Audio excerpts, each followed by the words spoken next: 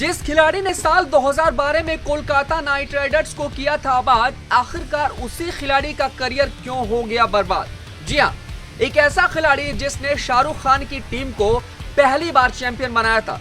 भाई, चैंपियन बनने के बाद हम सबने देखा है कि कई ऐसे युवा सितारों की किस्मत चमक गई है। जिस खिलाड़ी ने कमाल का परफॉर्म किया है, उस खिलाड़ी की किस्मत ऐसी चमकी है कि आईपीएल की फ्रेंचाइजियों ने पैसा तो लुटाया ही लुटाया है, इसके अलावा उसकी किस्मत खुल गई है, यानी कि टीम इंडिया में भी उसके दरवाजे खुल गए हैं।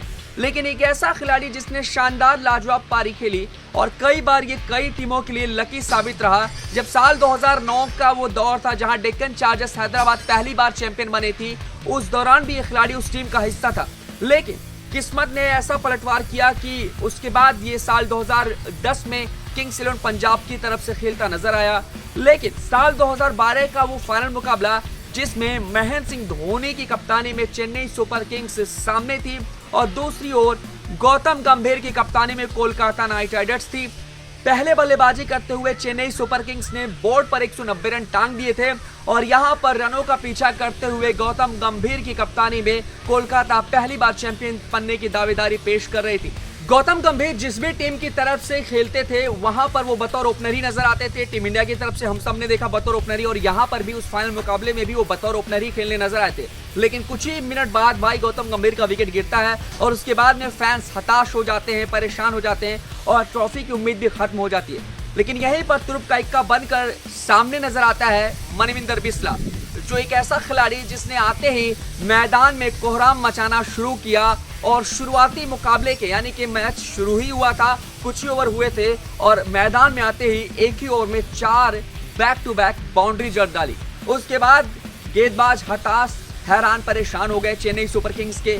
लेकिन उसके बाद जब इस खिलाड़ी ने अपना गियर बदला तो फिर क्या कमाल की लाजवाब पारी खेली और एक जिताऊ पारी खेलकर कोलकाता नाइट राइडर्स को चैंपियन बनाया। बताते चले मनविंदर बिस्ला ने उस फाइनल मुकाबले में 48 गेंदों में 89 रन की तेज तर्रार खौफनाक पारी खेली थी।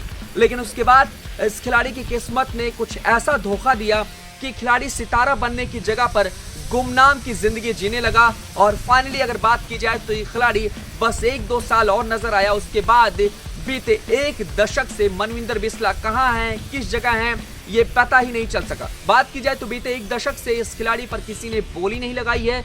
आखिरी बार ये खेलते नजर आए थे साल 2014 में और इसके अलावा साल 2013 के सीजन में इनका जो डाउनफॉल है वो शुरू हो गया था। और बात की जाए तो उस सीजन में ये सिर्फ 19 के औसत से कुछ ही रन बना पाए थे। 14 के 14 मुकाबला खेले थे फ्रेंचाइजी की तरफ से।